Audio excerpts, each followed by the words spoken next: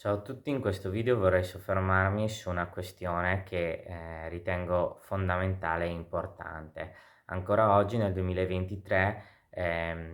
noi vediamo situazioni molto illegali, come per esempio l'acquisto e la compravendita di cani senza microchip da parte di persone che fanno nascere o vendono cani e cedono questo cane a proprietari senza microchip, senza un libretto, senza sverminazione, così come mamma li ha fatti. Vi ricordo che è illegale vendere e comprare un cane senza microchip. È illegale, questo per diversi motivi. Uno, perché lo dice la legge, ok? Così come la legge vi dice che per guidare una macchina è necessaria la patente, così la legge vi dice che il cane deve avere il microchip alla cessione. Non si può cedere e regalare un cane senza microchip a un'altra persona, ehm,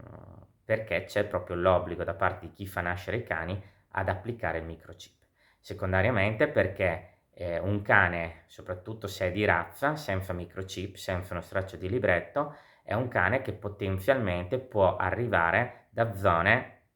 che non sono in Italia e quindi ci può essere un traffico internazionale di cuccioli illegale, perché portare un cucciolo di cane di 2 mesi da un paese che magari è presente la rabbia in Italia è contro la legge, perché il cane può entrare in Italia solo dopo aver effettuato la vaccinazione per la rabbia. Quindi c'è tutta una serie di questioni che ancora oggi non vengono rispettate, non vengono fatte rispettare, ma ripeto, comprare un cane senza microchip è illegale, non fatelo e dovete imparare anche a denunciare queste persone che vi vendono il cane senza microchip. Un'altra cosa,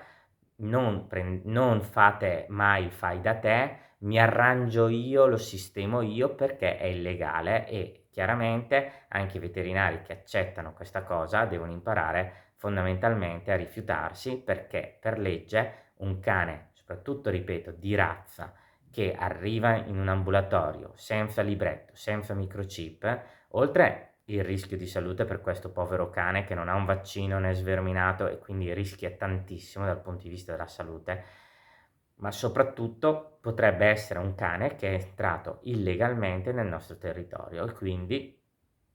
è illegale e non va tollerata più dopo 20 anni e passa di legge questo tipo di approccio, perché è ora anche di finirla, perché tutti gli anni entrano un sacco di cani illegalmente nel nostro territorio, perché purtroppo le persone che comprano i cani non capiscono il rischio che fanno comprando un cane senza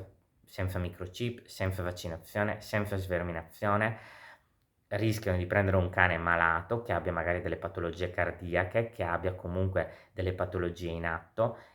oltre al rischio chiaramente di salute pubblico se viene introdotto un cane che potenzialmente può aver la rabbia se avviene in un paese chiaramente in cui la rabbia è presente. E quindi mi raccomando, evitate di fare il fai da te, ma rispettate la legge, fate le compravendite corrette, che va prima di tutto del vostro portafoglio, perché in primis non rischiate di prendere un cane che poi per curarlo subito dopo una settimana dovete spendere 500-600 euro perché magari ha la parvovirosi, oppure una grave verminosi che non è stata gestita.